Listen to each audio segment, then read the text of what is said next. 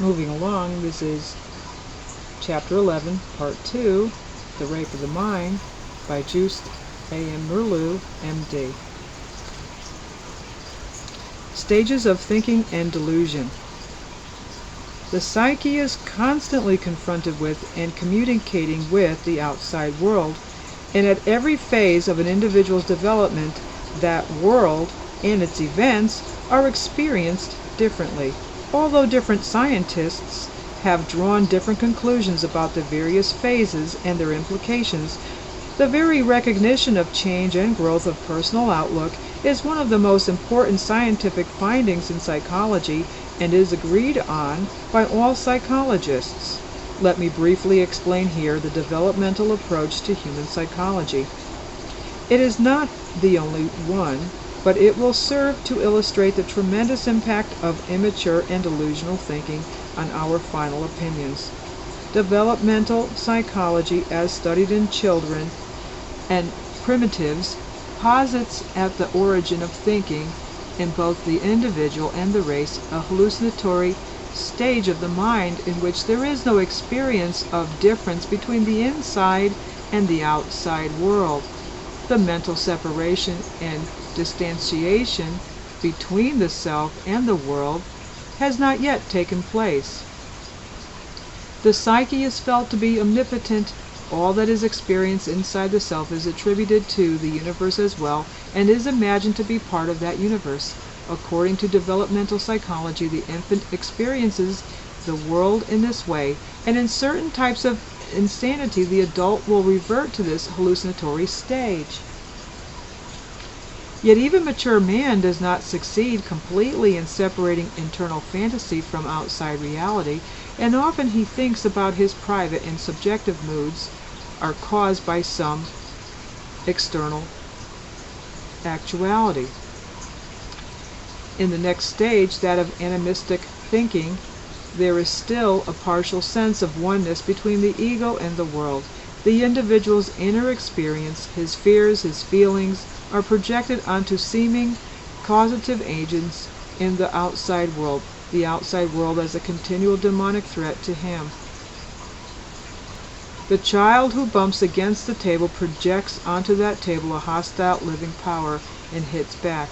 The primitive tribesman, hunted by beasts of prey, attributes to the animal he feared a divine power, that of a hostile god.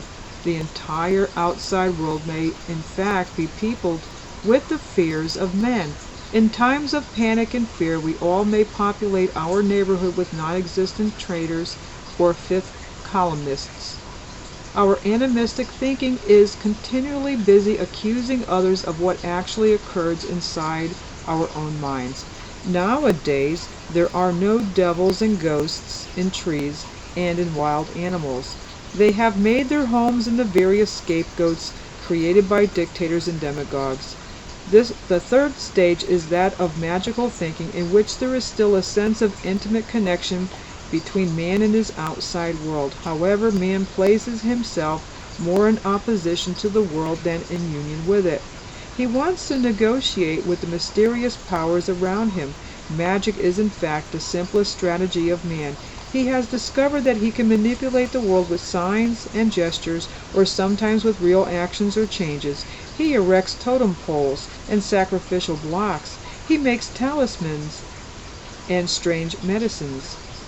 He uses words as powerful signs to change the world. He develops a ritual to satisfy his need for coming to terms with the outside world.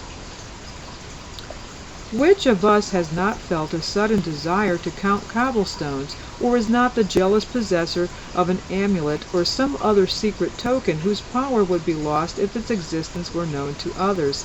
Immature as they are, these tokens serve to build up happiness and a good life. We all still live in the world of magic and are caught in the delusion of happy manipulation of nature. The modern tribe drives around in mechanized cars and becomes a megalomaniac sorcerer of the wheel.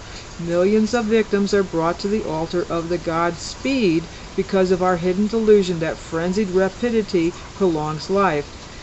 The engine and the gadget have replaced the more mysterious amulet of earlier days. Knowledge is still in the service of power instead of in the service of understanding. In the last phase of mental development, man makes a complete separation between himself and the outside world. He not only lives with things and tries to manipulate them, but he also lives in opposition to them. In this phase of mature reality confrontation, man becomes an observer of his own life. He recognizes the abyss of his own being. He sees his body and mind as separate from the world. His hands, ears, eyes, and his controlling mind. He confronts reality. He steps back from the world and observes it. He is, in fact, the only animal that walks erect, straightforwardly facing the world. He is the only animal that uses his hands and his senses as verifying instruments. Gradually his own mind-body becomes an instrument whose drives he may accept or reject. Only man is able to see his drives and instincts as either dangerous or useful. Man not only knows an externally imposed fear, but he knows an inner fear of losing the inner controls he has acquired at so high a price. With arms and hands, man reaches out, not only toward the outside which he once hoped to conquer with the magic gestures as a baby does, but also he knowingly reaches out toward an inside world. Mature man lives between an inner and an outer world. There is something tragic about this laborious process of becoming conscious of a separate inner and outer reality. In becoming mature, man awakens from a sweet, primitive dream in which he was part of an individual whole, part of the nirvanic world of equanimity. The sense of lost unity with the universe lingers on, and in moments of mass tension or in times of crisis, he reaches toward that ancient experience of impersonal, irresistible bliss. Under passivity or self-destruction, the artificial ecstasy obtained by means of drugs, the suicidal wish for eternal sleep, all are devices by which man hopes to fulfill that eternal yearning. At what stage in connection with these developments of human experiences may we speak of delusion? When the member of a primitive tribe placates the mysterious and hostile world by prayer to his totem animal, we do not call this delusion.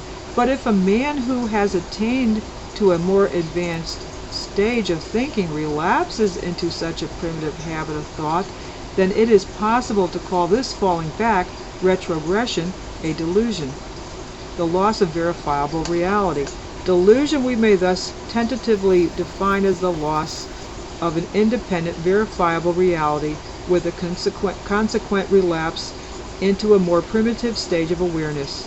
Just as the young woman we spoke about earlier began to believe in and suffer from her headaches, so the man who sells his private fantasy, first as a rumor and then as a factual truth, gradually loses his awareness that his initial statements were in fact deceits, and his delusion becomes a kind of permanent petrification of his original primitive wishful thinking. There are several factors which promote deluded thinking.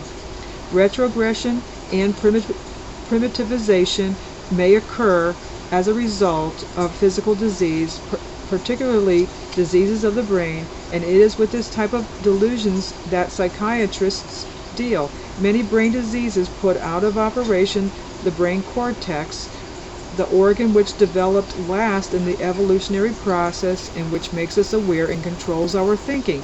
When this disturbance of function happens, genetically older types of brain functioning have to take over.